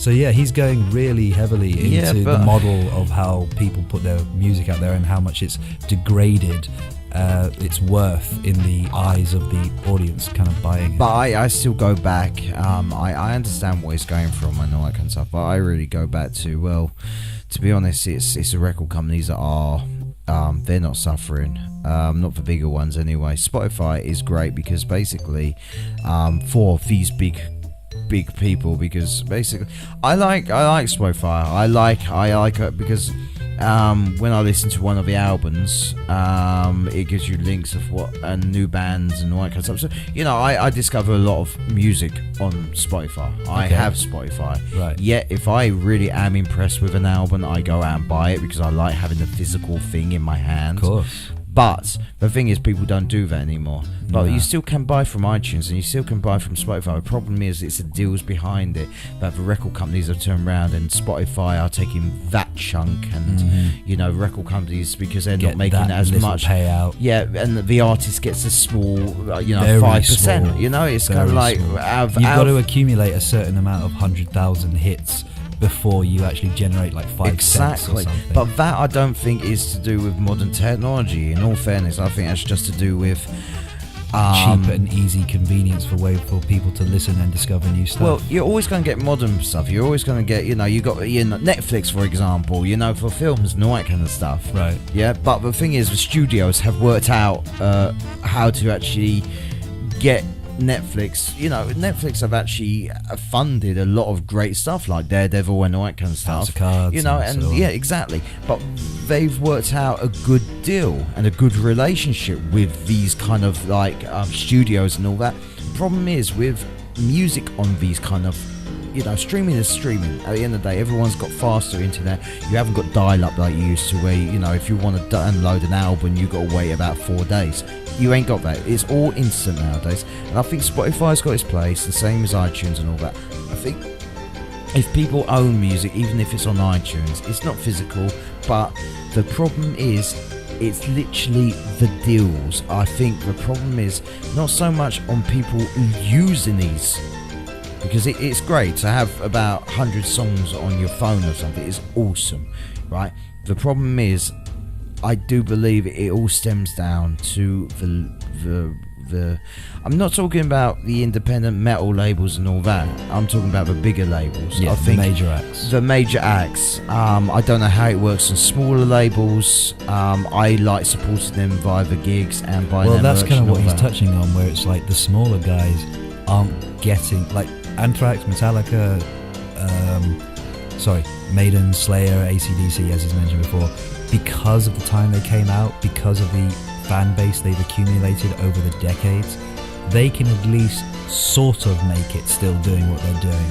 But that's when you're at that level and you're that kind of a legacy. Like, you're one of the 4 fucking titans. That But you held. can't really say it But for because smaller acts, they just won't get that kind of support because their fan base is minimal. It's I small. disagree, because I'm basically, the thing is, the root of all evil is when Anthrax and Metallica and even Slayer came out, the metal community and the music that was being out, especially in America, their big area, Bay Area thrash and all that labels, Roadrunner was doing extremely well back then. The thing is, because there's no, it was almost like the, like the punks scene, back in the day. They were, Sex Pistols done really well. You got signed by Virgin and all that. That was the actual thing at the time where, punk was huge and you got the Pistols down and all that kind of stuff. That's their time.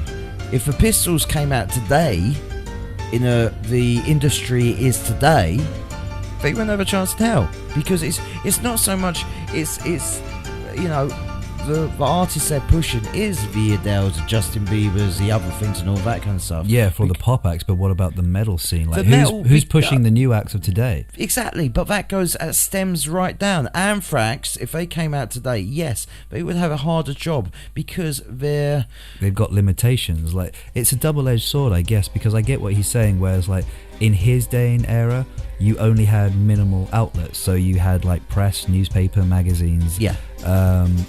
Maybe a fan club where you'd mail like little stuff here and there, but ultimately it was radio play, and maybe when the rise of MTV was coming out, a music video, and that would be what would mainly. You remember when the Headbangers Ball was out? And, Noise and Others and all that kind of stuff. Exactly, and, it all helped promote. But again, it was as many channels as America has, and like they have like 200-300 channels even from way back in the day, and we've always had like 4. Yeah. So because TV and radio was the main way to attract and advertise, it was select, it was small. You had only a very minimal outreach that you could go to, but it just meant that everyone who knew would gather around there. Like, it's the reason why some of our great loved childhood reads have developed and turned into websites, because that's just how the day and age of technology has moved our way of wanting to digest media. It's now digitally. The fan base is still there, and this is what's really hard to gauge, is that there are certain people stuck in an old way of being, where it's like, I like my physical discs, I like my physical paper, I like to be holding something, and but to think that isn't for the 16-17-year-olds who are growing up they're wanting growing up to just download it straight to their phone because they think they own it, and they don't own but it. It's interesting what he says, because there is a certain majesty lost in that process, because remember when we were back in the day, We're really old looking now, aren't we? forward to the latest magazine advertising our favourite band's new album, and going down to Tower Records or Virgin or NBC or HMV, and actually skimming the racks and looking at what everything was on offer, and then finding it, and then having it, reading the inlay and going through the lyrics, looking at the artwork. Can I just stop you there? I'm just thinking aloud right now. Well, yeah, that's understandable, but what if, for example, the smaller bands, which are going on the smaller bands again, well, those things on Tower Records, those people in HMV and all that kind of stuff, they're solicited to actually via main distribution to go for those things. So when you're flicking through all those people, or as they've all bands paid and to like be that, there. Yeah. They're all paid to be there. So really, the smaller bands haven't got the opportunities they have nowadays. Because when I'm actually skimming through and I'm seeing, that's exactly what Anthrax, what sounds like Anthrax, these bands. Oh, I've never heard that one. Grab it, fantastic. You know, if these bands would never be. Yeah, so there is an argument for both sides here. There is a reason for the argument. I just see, why can't we have both? Like, there is still physical. LPs are apparently making a massive comeback. Like, lots of record labels are turning around saying we're making more money off of vinyl than we are off of any other type of physical sales. I think it's also just like the time has kind of come full circle where people are interested in that technology and that sound quality from that type of media. And, you know, whether they find it as artistically retro and quiche, or whether they're doing it because they generally like the sound quality from it, there's an uprising for it. So why can't we still make LPs? Why can't we still make CDs? Why can't we make available digital downloads? It's just like, make everything so that everyone who's got a different taste is catered for. I mean, I know it's difficult, very time consuming and expensive. And you've got to really calculate how many CDs physically do you press, how many digital downloads at a cheaper rate, because you're cutting out all of the packaging and stuff that goes into it. Is it worth the offset of the cheapness of how we're making our product compared to the physical side, which is the more expensive stuff? But it's because it costs more to manufacture and produce. Like, it's a business at the end of the day, and I just think that while Scott Ian is perfectly within his right to have his opinion, I think it's just like, let everyone have their cake and eat it. Like, we're all now of different generations, of different age, where we like and set in our ways over how we get what we want. So just make it available for everyone. In every type of way. The only thing that disturbs me about the story, and I'm going to just make his final point just before we actually go into the next story, right, is because we've spoken long about this one. Yeah, we've dwelled on Scott. Basically, he said, if I had an opinion, if I had the option to make all the ins go away, like, let's just say, if I could snap my fingers, yeah, I would do. Donald Trump said exactly the same, though, so not the best timing on that one, unfortunately. But Donald Trump's trying to do it for a different reason, and that's all. So let's face it, a lot of people wouldn't actually see through all the bullshit of Donald Trump if it wasn't for the internet. So sometimes the internet does inform you to other things, and that just leads us to another thing quickly. Foo Fighters deny breakups rumors. That was funny. For a moment, yeah. And then he just lost it, and that's all we're going to talk about. They're back. It's a bit of a no news, really. Well, yeah, exactly. Just watch a video and just imagine all the girls crying and go, "It's over," painting their light bulbs black or something, and thinking, and we go, "Oh, I told you." The only thing I really like about this is, and their little stint here, is that it really did remind me of the sense of humour that the guys in Foo Fighters once had, before they kind of turned a little bit too seriously. They trolled the world with the breakup rumour. It was a nice little PR stunt, but that's not anything more than what it was. Yeah. Which, it was just a moment that happened, really. Yeah. And Foo Fighters are still around, and we're not breaking up. Yeah. And that moment's come and gone to the final headlining story. Yeah, now this one's such a... Why? I don't understand this one. I really don't. D. Snider of Twisted Sister doesn't get how murderer Vince Neil of Motley Crue.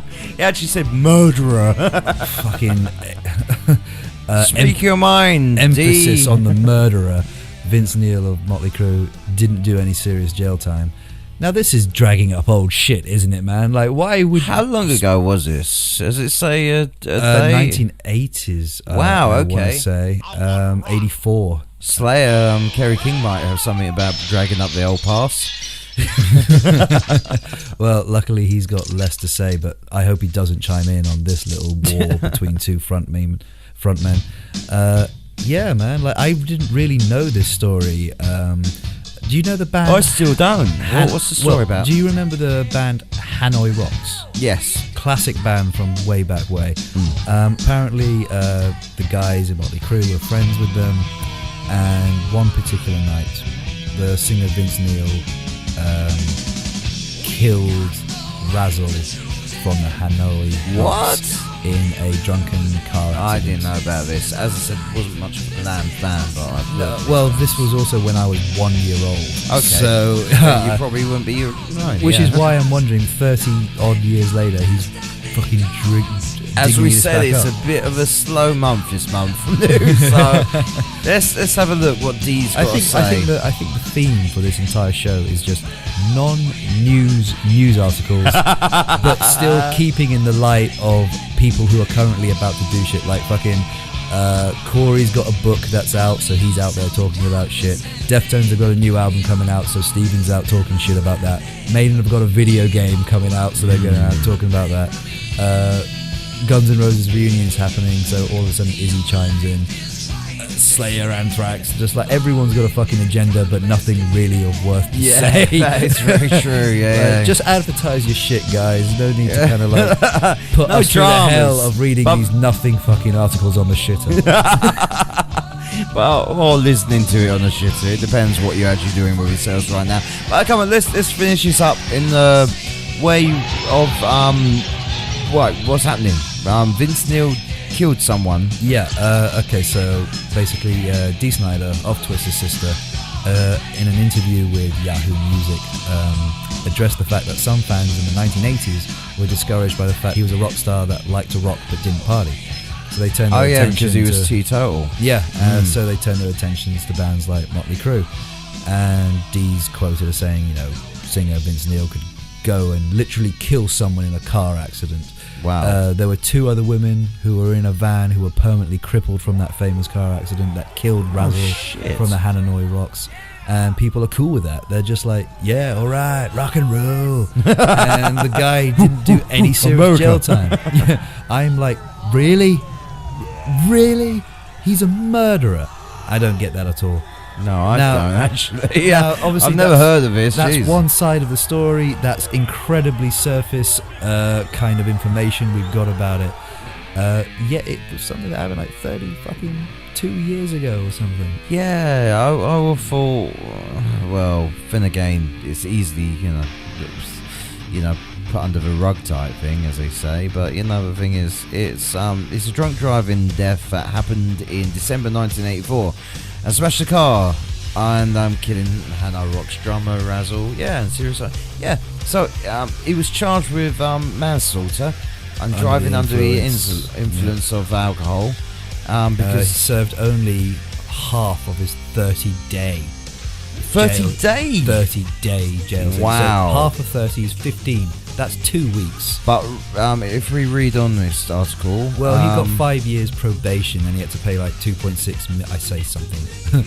He only had to pay 2.6 million in restitution fees, as well as perform 200 hours of community service. But still, he got off better than OJ. Yeah. And he, hold on. And he was better than OJ. Proven outright to have been murdered. Better than OJ.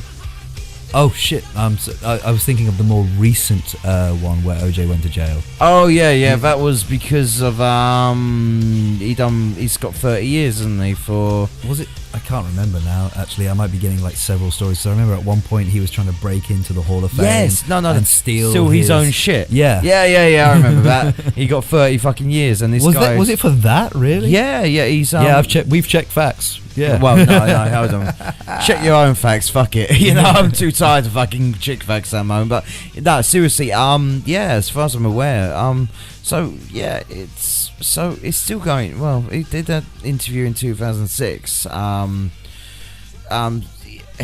with the guitarist Andy McCoy of Hanoi Rocks. Well, he just in that interview, obviously, he must have been asked about it because he just stated about the accident that I was there. What happened was Razzle disappeared, so did Vince. So me and T-Bone, Tommy Lee Jones, Tommy Lee, took his car and we have a fugitive here. We're driving around looking for the one-armed man. Yeah, his name is Vince Neil. So he carries on the story by saying that they drove past this accident and was like, "What color was that car they were driving?" Because that just passed. We just passed a fucking accident with a bright red sports car. Then I saw Razzle's hat on the street. Oh shit, man, that's bad. So yeah, and I think like it followed up in 2011, 5 years later, another interview being conducted by members of Hanoi Rocks. I think this time it was involving the singer Michael Monroe. He gave his take on things that happened and just basically said there was an accident and unfortunately our drummer was killed. As far as Vince Neil, I have nothing to say. It was an accident. What happened and it can't be changed. Everybody suffered from the whole thing. Which, if the remaining members of Hanoi Rocks took that kind of attitude with it, I can understand D disagreeing, but I'm just confused as to why in 2016, from an incident that happened in 1984, he's talking about it. But why is he trying to pull up shit, man? Is he? Our ticket sales not well for the final tour. No, I just D's always been fucking outspoken and all that, and as we said, he's put himself to better uses though. Like the whole censorship that he fought was monumental, you know. Yeah, and also recently he's been going against Mr. Trump as well, you know, because he was in. Trump wanted to use one of Twisted Sister's songs. Yeah, and he told him to basically. He used one of his songs. He actually used it, didn't he? And then he went, I didn't agree on that at all. And because he was in The Apprenticeship, at a TV series in America, and he was like, Donald Trump was his boss and all that. But he's got a whole podcast to check out if you're interested in that kind of stuff. But he's a very outspoken person. But back in that kind of time, the whole rock and roll thing and going crazy and smashing hotel rooms up and all that. Probably the reason why he's actually saying it is because I think even though society's got a bit stupider when it comes to music in certain ways, not talking about you lovely people out there, by the way. I'm just talking about general populace. Everyone else, but us. We're still flying the flag high. But the thing is, it's shocking nowadays. But not saying that the whole drunk driving type thing, it was quite popular, especially in this country. Well, it was a different age, and I'm not even going to go the route that you're suggesting we talk about. I want to bring out a whole different angle and propose to you, where it's just like it was two drunk consenting adults dicking about, like that. When I kind of I know, like we said, this is service information, and we haven't got everyone's side of things, but if the band are kind of cool with it because they acknowledge the accident for what it was, which was like two guys who like to party, they got out of control drunk and drove a car, which is one of the stupidest things you can fucking do, regardless of who was in the driver's seat. They were both at fault, and it's not as though Nicholas Dingle Razzle didn't know or was consenting to what he was taking part in. And Vince Neil would have to live the rest of his life with knowing that he crippled two other ladies, innocent victims, and killed a dear friend and icon in the rock scene. So I can understand the actually throwing it out to people, because nowadays if that happened, Jesus Christ, there'd be shock, there'd be news stories, there'd be coverage everywhere. Nowadays when we cover accidents like this, it's because of an accident with something out of the control, and we know that basically drink driving is completely wrong, even if it's certain things which is the moral compass in this. People go on about the PC brigade going fucking apeshit, but in certain ways, like stuff like this happens. We went on the other day about how a lot of rock bands, it's whole sex, drugs, and rock and roll. And nowadays, to be honest, a lot of people rather have a cup of tea in rock bands and play on the Xbox and all that. And some people go back to the bus and take a sleep. Exactly, it's become very molded, and a lot of the old school rock stars turn around and say, everyone's in my party days, but they fucking still suffered back in those days. Those bands nowadays living that lifestyle, trying to make it in the business, don't last long. No, they don't last long, because nowadays we should be a lot more wiser and all that. But you're going on literally things that happened in 1980, and the fact is, there was a jail sentence, there was probation, there was money going to the state. I can't believe the things that he had to go through. Like, it is for murder, essentially. Like, murder is quite, especially when you got programs like Becoming the Murderer. Like, and all again, that's going on. It's all about context and perception over how you see that word. It's just like, technically, he's kind of right, because he was driving, he was responsible, he did that. But on the other hand, you're just like, Yeah. But then again, once again, it's another headline that is there to shock as well. So AOL, you know, when they're doing the interview, or Yahoo Music or whatever, I didn't even know fucking AOL still existed, to be honest. But you know, they're going on, and that might be a small snippet of something he was just randomly talking about, and he went, oh, he said murderer, and he says Vince Neil, who is one of the biggest like glam rockers of that age. And that's it. I'm always saying is, you know, we send you the news, digest as it comes, as leaves you us want. as confused as I'm sure you are. I hope you enjoyed it, like, because the thing is, we enjoy doing this, and we enjoy covering this news for the amazing independent voice. Yes, that wraps up this news segment for you all. Thank you so much for listening, and we'll catch you next month. Good night. Good night.